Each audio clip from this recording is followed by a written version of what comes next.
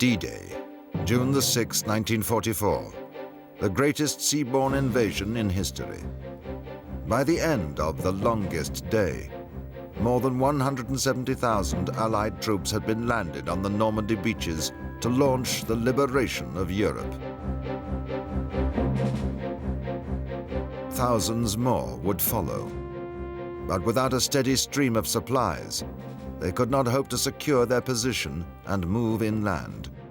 Every battle depends on supplies: men, guns, ammunition, food. No supplies, no battle. To unload the vital cargo would need large harbors. But the Germans held the French ports, so the invaders simply floated their own across the English Channel. They were codenamed Mulberries, gigantic construction kits of steel and concrete. Many said they would never work. Wind and waves almost proved them right.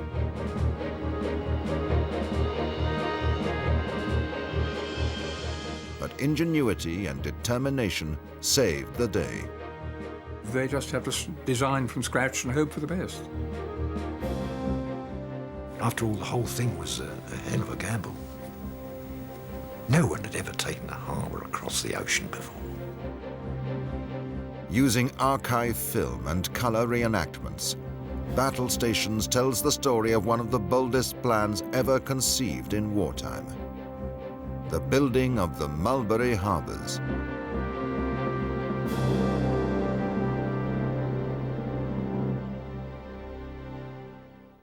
In the summer of 1942, Adolf Hitler seemed invincible. His forces controlled mainland Europe and huge areas of the Soviet Union. Only the island fortress of Great Britain had managed to resist the German invaders. Now it would become the launchpad for the second front, the Allied liberation of Europe. It would not be easy. British Prime Minister Winston Churchill was a seasoned politician, but he was also a fighter who refused to contemplate defeat. He believed in plain speaking and direct action.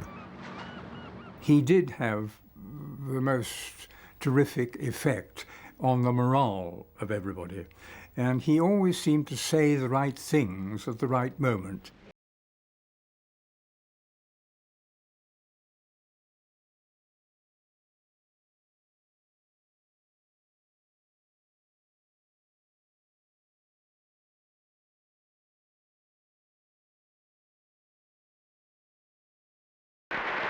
He kept our spirits up. We knew that we were going somewhere in the right direction. And even when things were going wrong, he still encouraged us. He was a great man. He quickly established a close bond with American President Franklin Roosevelt. With these two formidable leaders at the helm, the Allies began planning the assault on Fortress Europe.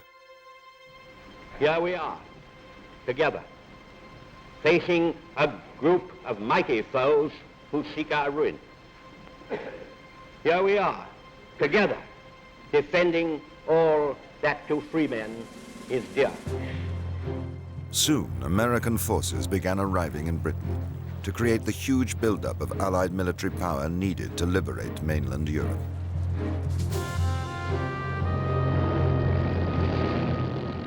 Churchill knew that any invasion was likely to involve beach landings in shallow water. He also knew how easily things could go wrong. In May 1942, Churchill wrote an historic memo to his Chief of Combined Operations. Piers for use on beaches. They must float up and down with the tide. The anchor problem must be mastered. Give me the best solution worked out. Don't argue the matter. The difficulties will argue for themselves. A truly Churchillian way of telling people to get on with things. The problem was passed to a department of the British War Office called Transportation 5. Its leader was a civil engineer with a wealth of experience when it came to building military ports, Brigadier Bruce White. He was a very dynamic person, not to say abrasive, and it was just what was wanted. In August 1942, the harbour project suddenly moved to the top of the agenda when Allied forces attempted a seaborne attack on the heavily defended French port of Dieppe.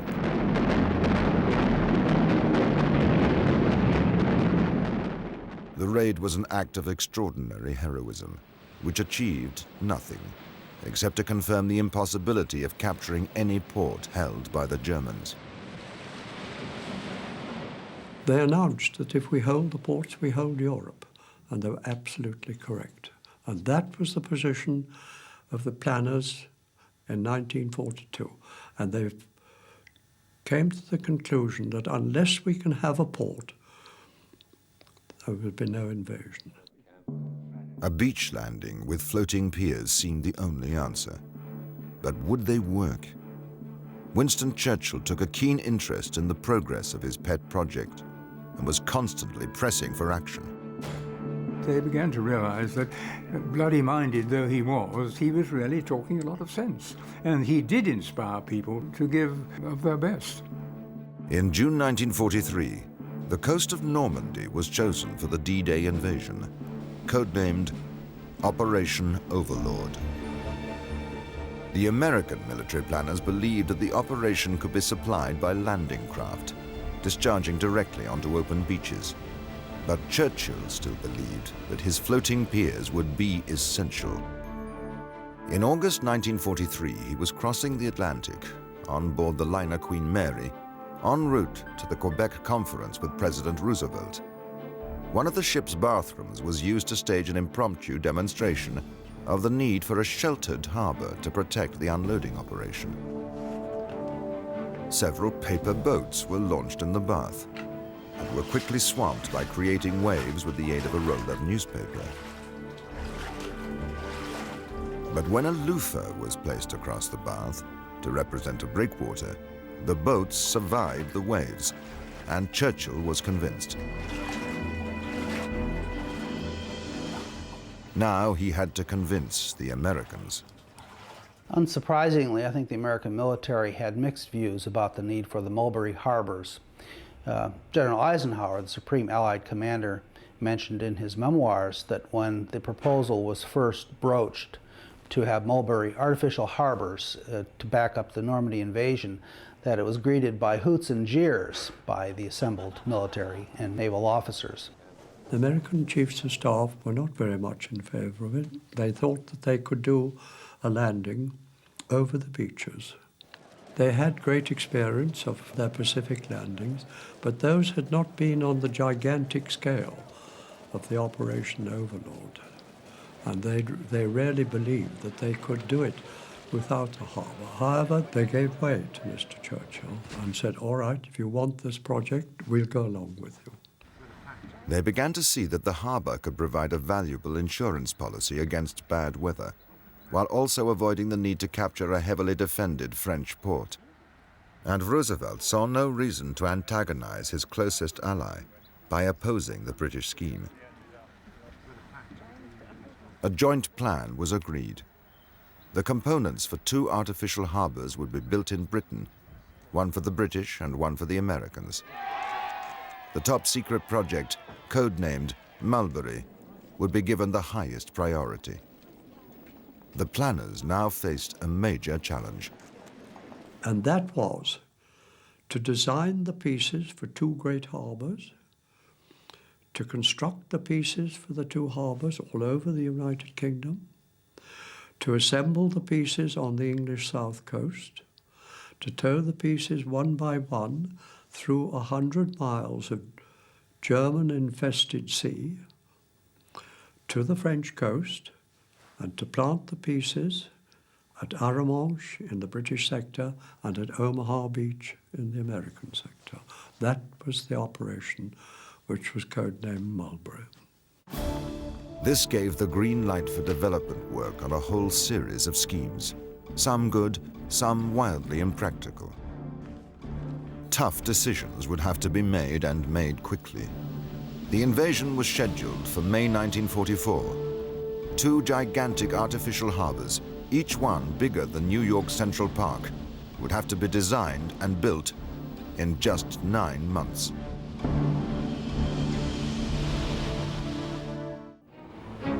Invasion. What does it cost? What's the ransom for a continent? Weapons.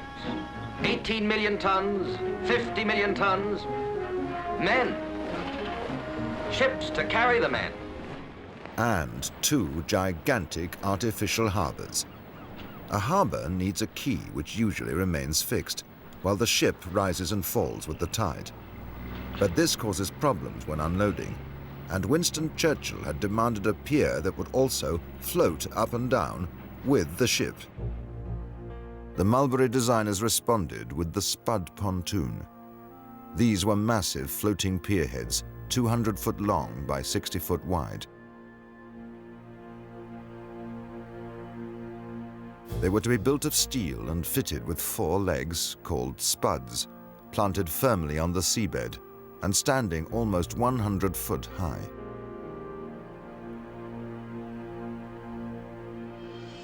Held in position by the legs, the floating pontoons would rise and fall with the tide. It was new, it was radical, and it was exactly what Churchill had demanded.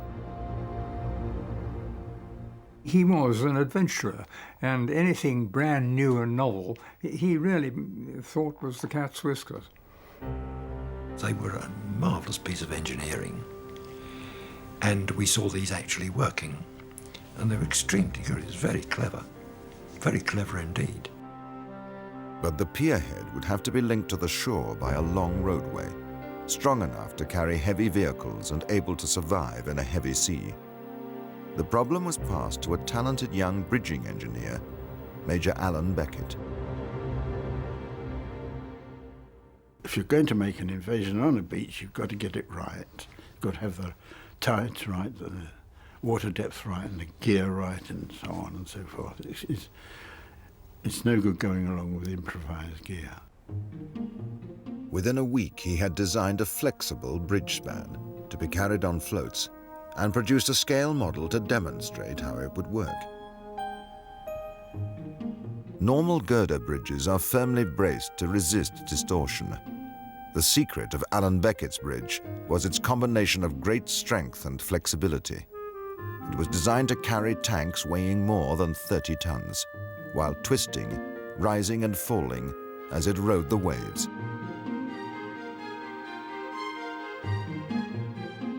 The spans were to be linked together with steel cables and heavy-duty ball and socket joints, which rested on the supporting floats, also designed by Beckett. These would be anchored to the seabed. It was a bold yet brilliantly simple design, which impressed everybody who saw it demonstrated, including Churchill. He had also issued another challenge to the designers: to master the problem of anchoring the structure to the seabed. When Winston said something should be done, something has got to be done. And that's the way it works. The challenge was to hold the floating roadway firmly in position without the anchors dragging in rough weather. It was a tough assignment. Once again, it was Allan Beckett who came up with the answer. By experimenting with models made of thin sheet metal, he produced a novel design of lightweight anchor. A full-size version was then passed to the Royal Navy for testing. Much to their surprise, it proved to be far stronger than their own testing equipment. The harder it was pulled, the more firmly Beckett's anchor buried itself in the seabed. It was very clever indeed. And it didn't fail. It worked wonderfully. Churchill's anchor problem had been mastered by a young engineer with an inventive mind. The Royal Navy, for all its long seafaring tradition, could only watch and wonder how on earth the Army had managed to do it. Allan Beckett and the other engineers and designers who were associated with the Mulberry's project were absolutely brilliant in how they did their work. I mean, this was a phenomenal feat of construction, a phenomenal feat in British engineering history. To protect the pierheads and their floating roadways, some form of breakwater was essential. Obsolete ships would be sunk in a line to provide some shelter as quickly as possible. The line would be extended by sinking giant concrete blockhouses known as caissons. These monsters, weighing up to 6,000 tons, would be built in Britain, floated across the Channel, and sunk end to end, forming a solid harbour wall. But although firm plans were now in place, the Mulberry command structure was beginning to develop some serious fault lines. The Royal Navy felt increasingly excluded from the project. The Navy would originally have liked to design the whole thing, but they didn't. The Army designed the concrete caissons, the Army designed the floating quays, the Army designed the floating roadways. But the Navy felt that they ought to have something to do with the design. They decided to build floating breakwaters, gigantic cross-shaped tanks, 200 feet long and made of steel. They would be anchored in deep water, forming a protective barrier outside the harbour wall. The Army was not enthusiastic. To help disguise their purpose, the components were given a confusing list of code names chosen at random. Bombardons and phoenixes, whales and beetles, corncobs and gooseberries all went into the making of the Mulberries. I do remember at one planning meeting where quite a senior officer leant over me and said, "I can't remember these code names, write them out in English," which would have been fatal. Top secret, as we used to say lightheartedly, burn before reading. It was so secret. But that was the operation codename Mulberry. With the Mulberry plans prepared, it was time for action. There were now just 6 months left to build it. In May 1942, Mr. Churchill wrote a memorandum on the subject of piers for beaches. A harbour was essential, but if we could not capture one, then we must build our own. We would build great harbour units in England, tow them across the sea, and set them down during the battle off the Normandy coast. Late in 1943, the huge task of constructing the Mulberry Harbours got underway. The plan demanded 147 concrete caissons, 10 miles of Allan Beckett's floating bridge sections, 23 pierheads. The list was endless. Yet the whole vast undertaking was designed to be no more than a temporary solution. Mulberry had a planned lifespan of only 90 days. In the months before D-Day, of 45,000 workers employed on the Mulberry project, almost half were building the concrete caissons, codenamed Phoenixes. It is a remarkable thing that we managed to mobilise so many people. Finding the materials, how many thousands of tons, I don't know, and all the skill that's required from the simple labourer up to the engineers. It was quite an achievement to build them, and to build them so quickly. Yet the planners of Mulberry often seemed more interested in obstructing each other than in getting the job done. As the caissons took to the water, the Admiralty claimed that, concrete or not, they were now ships and under its control. Bruce White insisted that they still belonged to the Army and flatly refused to hand them over. Tempers flared and insults flew. To help restore the peace, Brigadier Mervyn was appointed as Director of Ports and Waterways. It was a daunting task.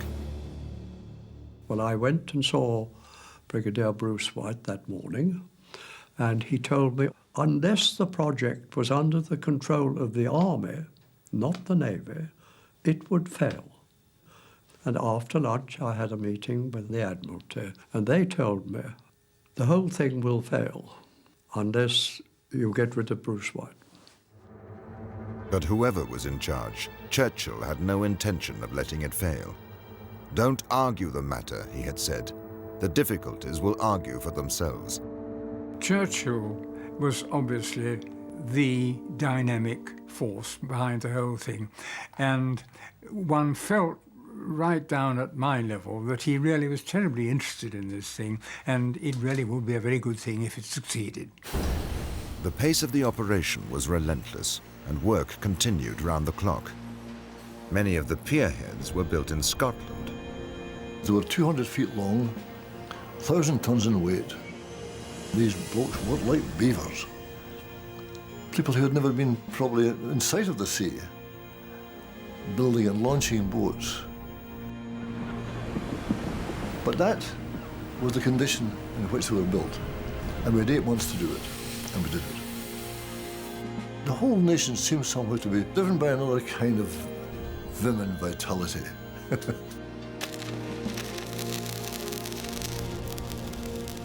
There's no doubt about it. The thing that kept us going was Winston Churchill. He was a great man, the man for the hour. Don't argue the matter. The difficulties will argue for them, and he was right, will argue for themselves. And he was right there, and they did. I felt that he spoke for the nation. He inspired us. This had to be done. It was demanded of us. And by God, we felt his presence. As long as we have faith in our cause and an unconquerable willpower, salvation will not be denied us. But the pace was beginning to take its toll. Mulberry was straining Britain's industrial capacity to its very limits, and the schedule began to slip. The military planners became seriously worried and made desperate requests for early delivery. The Americans were concerned as the weeks went on in May of 1944 that the materials would not be finished in time, that the organization would not be set in place to bring the material over to France. That was important because the American Seabees, the naval constructionmen who had to install the American Mulberry, needed to train. And obviously the more training one has, the better prepared he is to carry it out. There was very little time toward the end of May to carry out this training. At the beginning of 1944, General Dwight D. Eisenhower had been appointed Supreme Allied Commander in Europe. His task was to finalize the plans for Operation Overlord, now scheduled for the beginning of June. Eisenhower believed that Mulberry would play a vital role in the onslaught, speeding up the huge supply operation as well as providing an insurance policy against bad weather.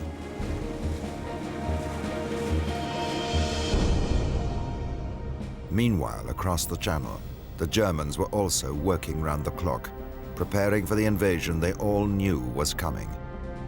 Hitler ordered his favorite general, Field Marshal Erwin Rommel, to strengthen the defenses along the coast of northern France. The Germans were missing 2 vital pieces of information: when and where the Allies would strike. But Rommel had one clear objective: to ensure that no man, weapon, or piece of equipment would ever reach the shore.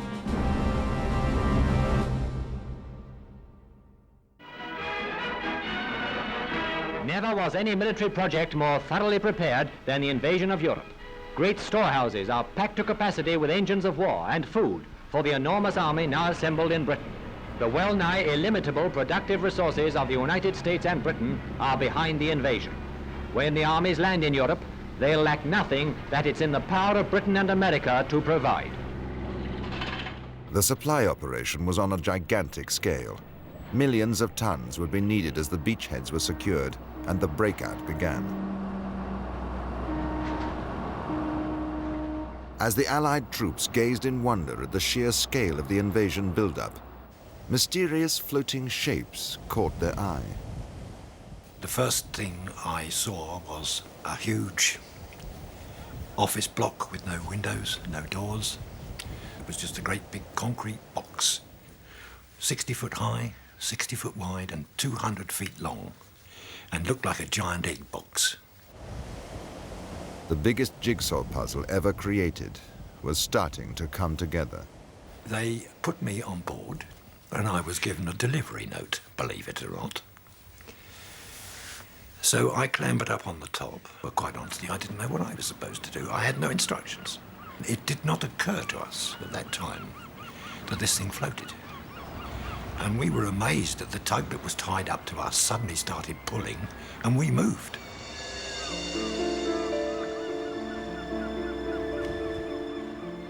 Well, having looked round at the situation I'd found myself in, I realised that I was the senior hand. In other words, I was the captain of the concrete. The final destination for the caissons was still top secret. They were to be towed across the English Channel to form the harbour walls of Mulberry B at Arromanches and Mulberry A at Omaha Beach. Brigadier Mervyn was to be in charge of assembling and operating the British harbour, Mulberry B. The British Chiefs of Staff wrote this: "The Mulberry project is so vital that it must be considered the crux of the whole operation, and it must not fail." And those highfalutin words were drummed into me from the start, that this project must not fail.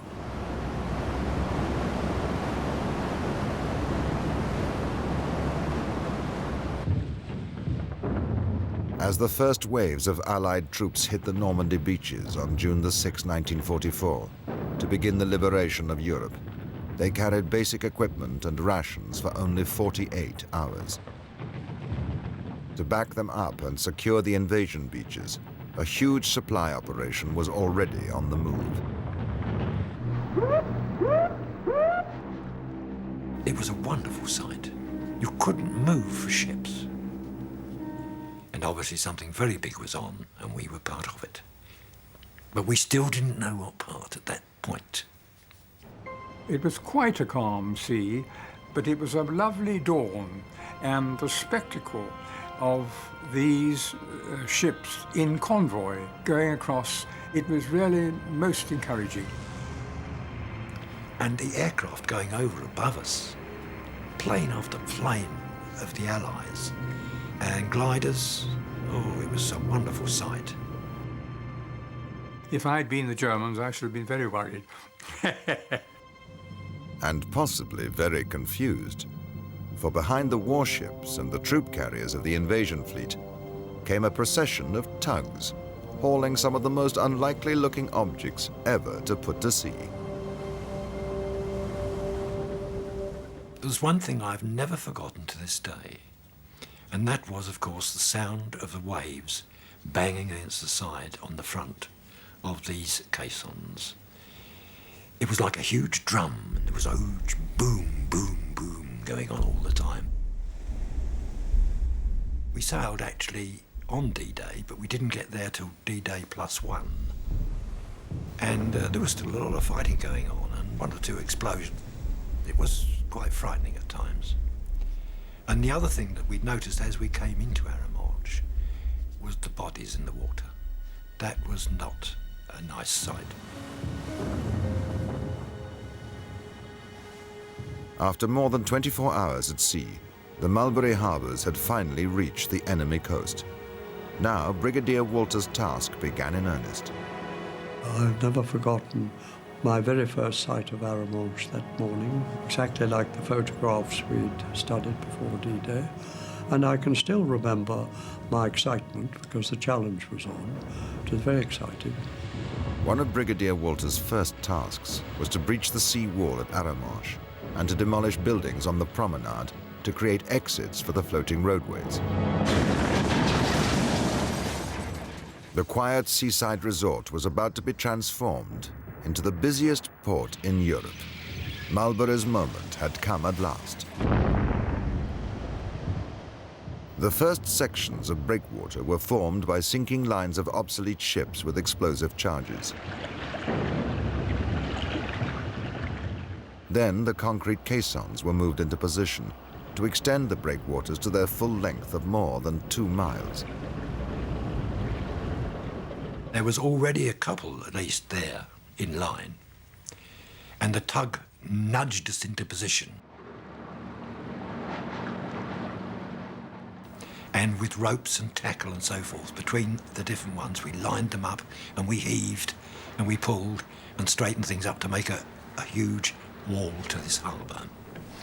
And all the sluices were opened, all the sea valves, and she gradually settled down onto the sandy floor. And that was that. And then we'd fetch another one. And so it went on.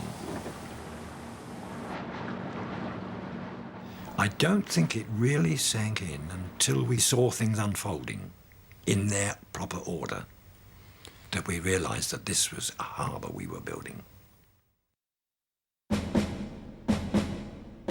Meanwhile, along the coast of the American harbour, Mulberry A, the construction battalions, known to every GI as the Seabees, were working flat out to get the floating piers operational, even if it meant cutting a few corners in the process. The Seabees soon outpaced the British Royal Engineers, and within 2 days, American tanks and trucks began rumbling down Allan Beckett's floating roadways.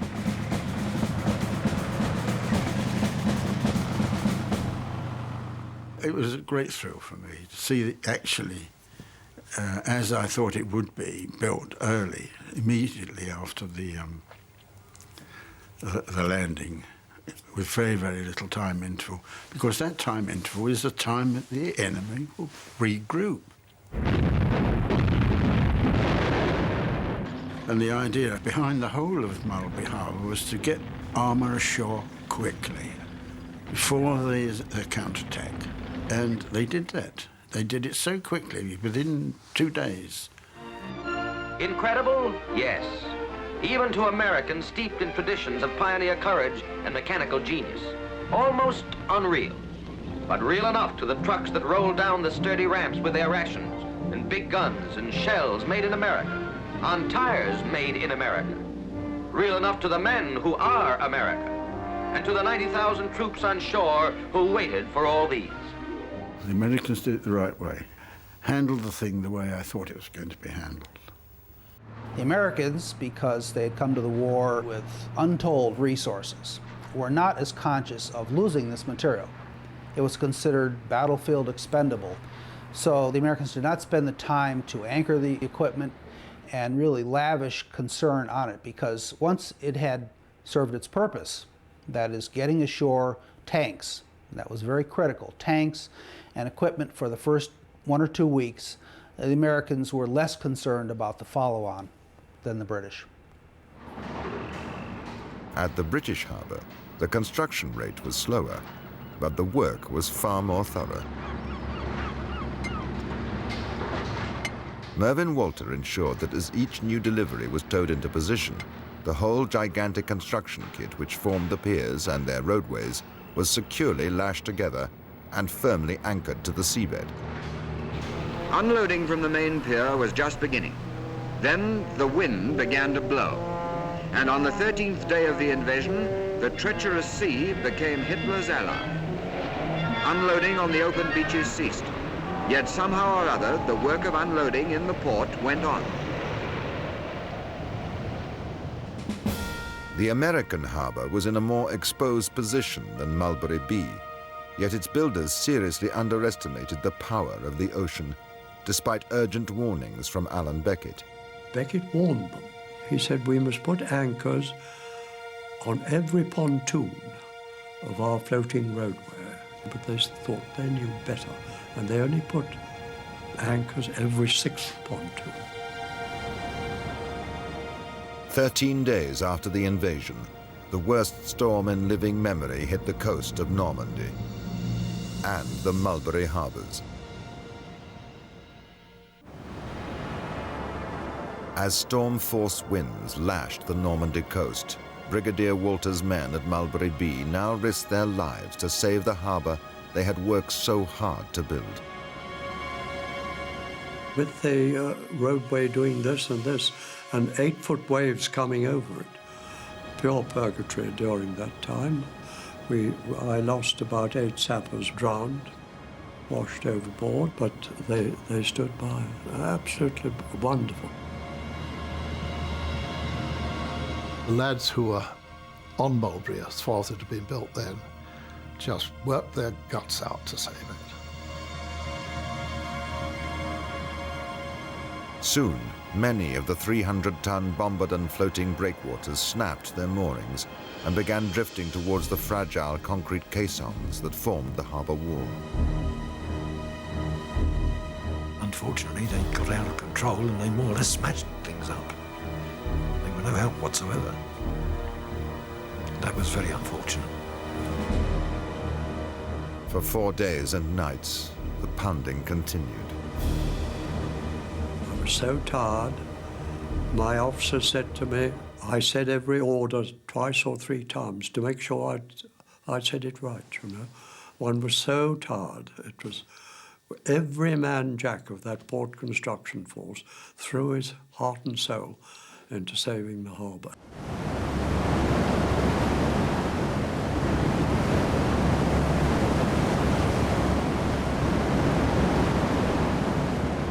But it was a very, very testing time. Yet even during the height of the storm, more than 6,000 tons of vital supplies were unloaded and sent to the front. They were still able to get things ashore in that storm because the harbour wall held on Mulberry B. Otherwise, they could have been shoved back into the sea because they ran out of bullets, or they ran out of food, or they ran out of something or other that they needed. By June the 22nd, the storm had eased at last, and it was possible to take stock of the situation. The Navy bombardiers, I saw the other side of Aramosh, against the cliffside. The harbour was badly damaged, but thanks to all the precautions, Mulberry B had survived. Along the coast at Omaha Beach, it was a very different story. I went over to Omaha on the 23rd of June to see how they got on, and it was just a tangle of steel, completely wiped out.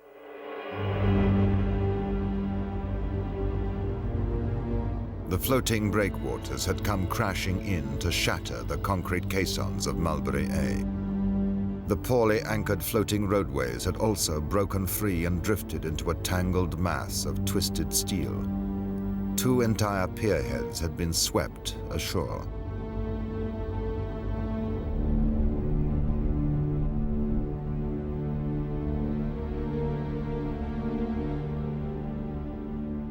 The weather had done what the Germans had failed to do. Eisenhower was left with no choice. The floating piers at Mulberry A would have to be abandoned. Their surviving sections could help restore Mulberry B, but the damaged harbour wall still provided enough shelter to unload ships directly onto the beach, and huge quantities of supplies continued to come ashore in spite of the devastation. As the British harbour at Aramosh was reinstated, a steady stream of vital war materials poured from the holds of the freighters and landing ships that now shuttled across the English Channel. It was really most encouraging, because up to that moment there had been sporadic landings of stores, but nothing very much. And when you once saw what the capacity of the harbour itself was, it was really terribly encouraging. One of the most successful features of Mulberry was the LST pierhead, designed for unloading the big tank landing ships. Vehicles could be driven off the lower and upper decks at the same time, which speeded up the whole operation.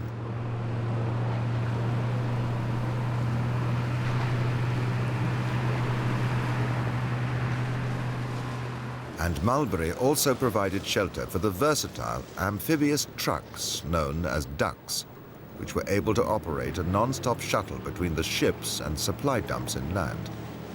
Soon they were transporting even more material than the floating roadways. 2.5 million personnel passed through the harbour both ways. 500,000 tanks, guns and vehicles came down Allan's floating roadways, and over 4 million tons of supplies came through the harbour. If it hadn't been for Mulberry, there would have been a devastating gap in the flow of supplies to the armies on the ground. And what effect that would have had, I don't know, but it would certainly have slowed up the advance. It might even have caused some tactical disaster. Winston Churchill's floating piers had ultimately done the job, and Mulberry soon became known simply as Port Winston. He came to inspect the Mulberry Harbour, and of course I gave him a cracking salute, and he said, "Well done, my boy." At that moment I was up in the clouds. For the first time in history, a harbour had been built in sections, towed across the sea, and set down during a battle on the enemy's shore. Throughout the summer of 1944, stores continued to pour through the harbour at Arromanches, before it finally ceased operations on November the 19th. By this time, the Allied advance had reached Holland, and the major port of Antwerp had been captured. During the breakout phase, and this is from June all the way through November of 1944, Mulberry B kept functioning and kept equipment and wheeled vehicles, supplies were coming ashore through Mulberry B and then pumped forward to sustain the offensive that ultimately defeated Germany. Supreme Allied Headquarters said this of Mulberry B. Mulberry B did far more than the job for which it was intended, and in spite of storms, far greater than those for which it was designed. It is the success story of a military and naval operation unsurpassed in the history of warfare.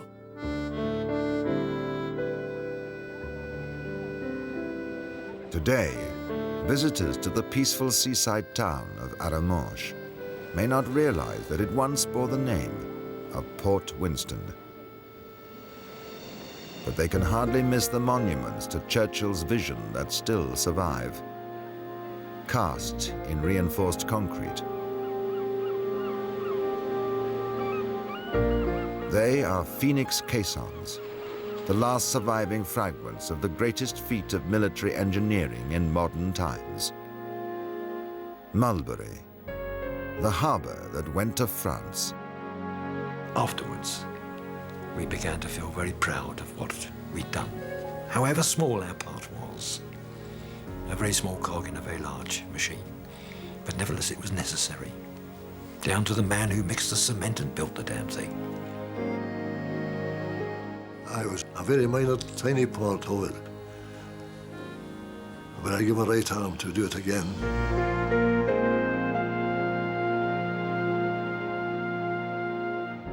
We are all extremely proud of being Normandy veterans because of the success of the whole thing.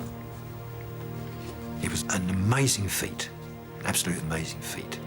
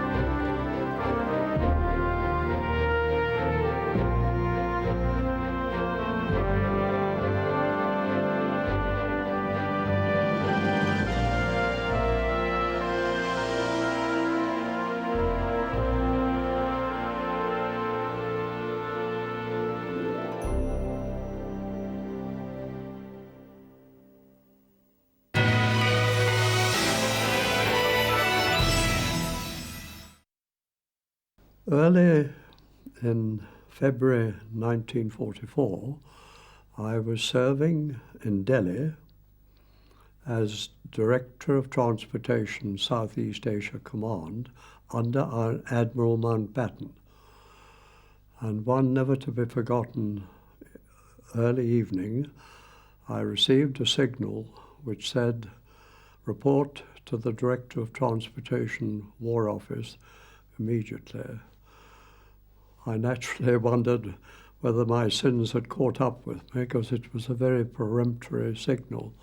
Anyhow, 2 days later, or 2.5 days later, it took that time in those days to go from Delhi to London, via Cairo, Malta, Gibraltar, and so to England. I arrived in London and found myself posted as the Director of Ports and Inland Water Transport of the 21st Army Group, which was the British and Canadian half of the operation. My task as Director of Ports and Waterways was, one, together with the Navy, to plant the harbour, which was codenamed Mulberry, at Arromanches. 2, to discharge the supply ships all along the British and Canadian beaches. 3, if possible, to open the French ports of Port-en-Bassin, which was on our right flank, and Ouistreham, which was on our left flank, if possible, to open those ports, and also to operate the Ouistreham-Caen Canal as a line of communication. That was how I came into the operation. Well, as you know, every battle depends on supplies: men, guns, ammunition, food. No supplies, no battle. That's the basis of war. And when the planners were planning, I call it the invasion, in 1942, the question of supplying the forces over the beaches was a very serious problem. They decided, on looking at the problem, that they dare not risk an invasion which depended only on supplies coming over the beaches. And there were 2 reasons for this. On the Normandy beaches, there's a 23-foot rise and fall of tide. The tide goes out half a mile at low tide. Now, you can only discharge a landing craft to the beach an hour or so either side of high tide, otherwise you'll be, depending on your draft, but otherwise you'll be grounded. Now, that meant that the hours in which you could discharge supplies was very limited. Not 24 hours, but just the limit at either side of high tide. And that would be insufficient to support a major battle at its start. That was one reason. The second reason was that in the event of a storm, you can't discharge over the beaches at all. And in the event, as it so happened, there was this unexpected gale which started on the 19th of June and raged for 4 days, and no supplies came over the beaches. Now, had we been dependent on the beaches, the battle could have dried up. So that was the position the planners found themselves in 1942. We dare not risk having an invasion which depended only on supplies coming over the beaches. And there was only one solution to that, and that was to have a port which could operate 24 hours a day at all states of the tide. Now, the Germans knew that, and so they fortified the French ports very heavily. They prepared them for demolition to make sure that even if you captured a port, you wouldn't be able to use it for 2 or 3 weeks, which is what happened when Cherbourg was captured. And in fact, at the time, they announced that if we hold the ports, we hold Europe. And they were absolutely correct. And that was the position of the planners in 1942. And they came to the conclusion that unless we can have a port, there would be no invasion. Well, one day, after a morning of meetings with Captain Petrie, he and I went to the In and Out Club in Piccadilly to lunch. He was a member and he took me to lunch.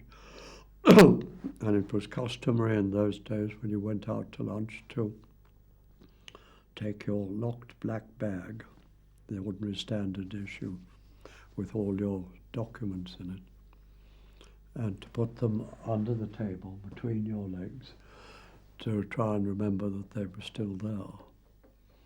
Well, we had our lunch. We got up and went back to Norfolk House, which was about a quarter of a mile. It's in St. James's Square. He'd brought his bag, but I'd left mine behind.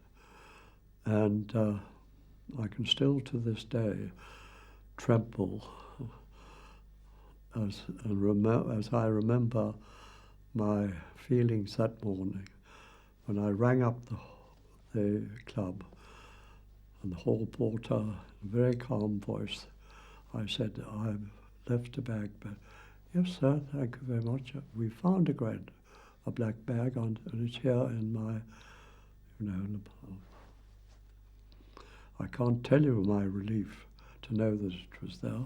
I literally, I'm not exaggerating, ran the quarter of a mile. Don't know what anybody thought of me, seeing a galloping brigadier, but from Norfolk House to the club to retrieve the bag. It was still locked, and I opened it and checked the documents that I'd had for the meeting. I reported to intelligence, thinking and hoping, literally hoping, that I would go to the Tower and be shot, because the strain was so terrific.